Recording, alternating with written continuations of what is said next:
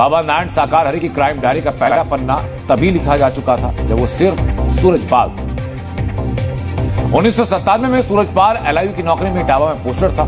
यहां उस पर एक बच्ची से छेड़खानी का आरोप लगा। इस मामले में सूरजपाल को नौकरी से सस्पेंड किया गया, बल्कि कई महीने उसे एटा की जेल में रहना पड़ा। जेल से छूटकर सूरजपाल अदालत गया, तब जाकर नौकरी बहाल हुई। बाद में उसने खुद वीआरएस लिया और गांव जाकर बाबा बनने, सत्संग करने और चमत्कार दिखाने के बाद सूरजपाल पर दूसरा केस दर्ज हुआ। दूसरा केस साल 2000 में आगरा के शाहगंज में दर्ज हुआ। भोले ने एक मृत बच्ची को जिंदा करने का दावा किया। दावा झूठा निकला। अंधविश्वास और पाखंड के आरोप पे बाबा को दूसरी बार जेल जाना पड़ा, लेकिन बाद में उसके समेत सभी 7 आरोपी छूट गए थे। साकार हरि पर 2 मुकदमे कासगंज और कानपुर में जमीन पर अवैध कब्जों के।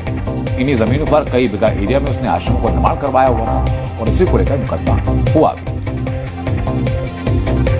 बाबा पहले आम इंसान था, फिर यूपी पुलिस में कांस्टेबल बना, फिर एक दिन चमत्कारी बाबा बना। लेकिन आप ये जरूर सोच रहे होंगे कि बिना किसी राजनीतिक संरक्षण के हो कैसे सकता है। तो बिल्कुल सही सोचे आप।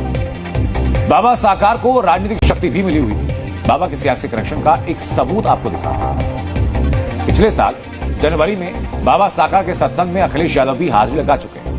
आप इन तस्वीरों में अखिलेश यादव की खुशी देखकर अंदाजा लगा सकते हैं कि यूपी के पूर्व मुख्यमंत्री बाबा साकार के कितने परम भक्त हैं। अखिलेश यादव ने तस्वीरें खुद अपने सोशल मीडिया पर शेयर की और लिखा कि नारायण साकार हरि के ब्रह्मांड में सदा सदा के लिए जय जयकार।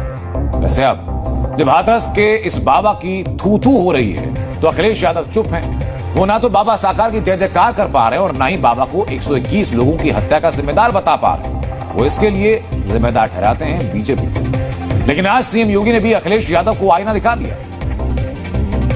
न ऑक्सीजन मिली, न दवाई मिली, न एम्बुलेंस मिली और न कोई इंतजाम किया। इसके जिम्मेदार अगर कोई है तो भारतीय जनता पार्टी की सरकार जिम्मेदार है। सीएम के जाने से किसी की जान वापस नहीं आने वाली है। ये अगर उनके अंदर दुख था, सरकार के अंदर दुख था, तो पर्याप्त इंतजाम करने चाहिए थे प्रशासन के। मैं कहता हूँ किस बाबा की गिरफ्तारी कराएं, बताओ तुम। 2 बाबा हैं वहाँ। कुछ लोगों की ये प्रवृत्ति होती है कि इस प्रकार के दुखद और दर्दनाक घटनाओं में भी वे राजनीति ढूंढते हैं और ऐसे लोगों की ये फितरत है कि चोरी भी और सीना चोरी भी। यह हर व्यक्ति जानता है कि सज्जन के फोटो किसके साथ में है, उनके राजनीतिक संबंध किनके साथ जुड़े हुए हैं।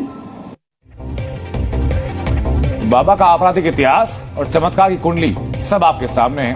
तथ्य आपके सामने है। सवाल अब आपको पूछना है कि क्या ऐसे बाबाओं के चंगुल में आना चाहिए, और सवाल यह भी क्या वाकई प्रशासन का कोई संरक्षण इस बाबा को है। बाबा अभी तक